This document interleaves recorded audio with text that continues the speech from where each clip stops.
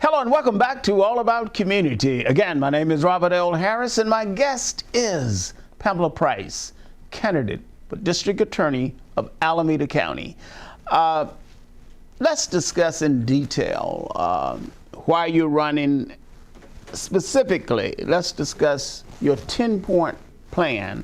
And let's start with what you call restore public trust in our criminal justice system. Have people lost trust in the criminal justice system? Yes. And if so, why?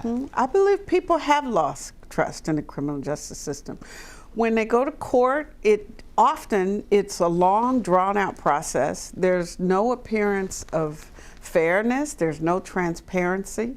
When things happen in the court system, particularly criminal justice system, people don't understand why decisions are being made or really how decisions are being made.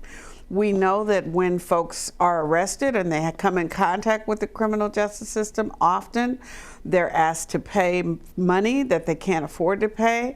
If you are a pretrial detainee, you can't post bail. You end up going. Well, what can you do about that? As a district attorney, I have the ability the district attorney decides who gets charged, what charges are brought. And that's important. Who gets charged? Yes, and what the charges are, what the bail is going to be, what the terms and conditions of bail are going to be, what the plea bargain is going to be, and then what the sentence is going to be.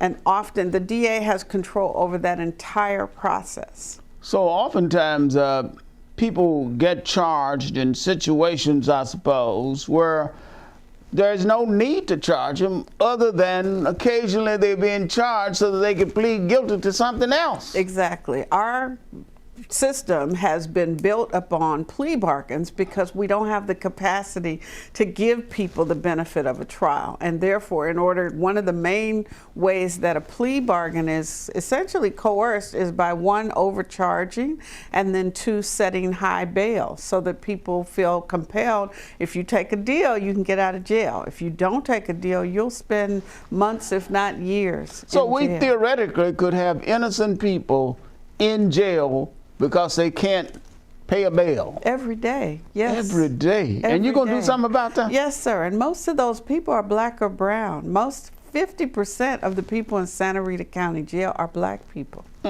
Yes. That's a shame, but it's reality. Now let me ask you about gun violence. Yes, sir. Oh boy, I just heard that on the TV today. It's just amazing what you hear on the TV.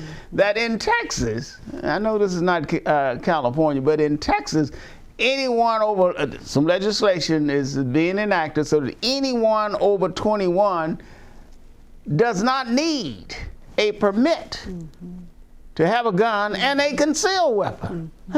I mean, this gun stuff is gone crazy, supposedly because of the Second Amendment, which has absolutely, this is my view, not your view, absolutely nothing to do with gun rights. It has everything to do with the militia. That's true. That's true. And you and I know that there are too many guns. If you've traveled the world, as I know you have, the rest of the world looks at how many guns we have and the number of incidents of gun violence, and they think, what is happening there? Well, we're crazy because there are more guns than people in this nation. That's true. And most of the gun violence it's not even limited to mass shootings or street violence, domestic violence. Most people commit gun violence, use a gun to kill themselves, our suicide rates. And so, how often would somebody have made a different decision if they didn't have a gun? Exactly. So we know that we've got to try to do what we can to limit the number of guns in the community, but we've also got to educate people about how to resolve conflicts, and we've got to provide mental health services so people don't feel compelled when they're feeling out of control to go get a gun and hurt somebody. Now you talk about implement fair justice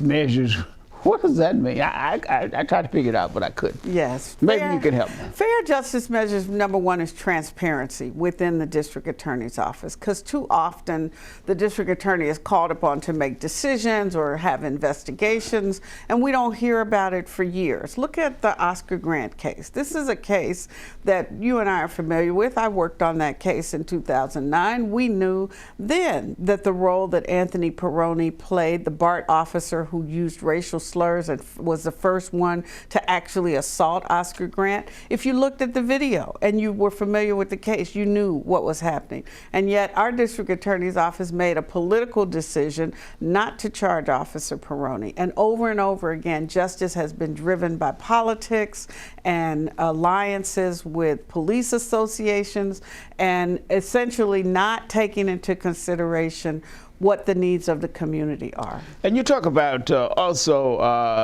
part of your platform is to stop over criminalizing youth. What do you mean by that? In 2014, Alameda County was the only children who were charged as adults in Alameda County were either black or brown children. You're kidding. No, I'm not. And we have a terrible record of over-criminalizing our youth. 86% of all felony juvenile arrests in 2018 were either black or brown children. Our district attorney has traditionally been willing to charge juveniles as adults. And even when the United States Supreme Court has said that we cannot impose life sentences on children, the DA's office routinely asks for long sentences for youth of 85 years, or basically sentences that do impose a death sentence. You know, Brian Stevenson says that none of us want to be judged by the worst thing we've ever done in our lives. And Brian Stevenson is correct. We're going to have to go to break, and when we come back, we're going to talk a little bit about the death penalty, something that a lot of people advocate for. My personal views, I'm against it. So don't touch that remote. We will be right back. Again, my name is Robert L. Harris. I am your host, and we're talking with Pamela Price, candidate for District Attorney, Alameda County.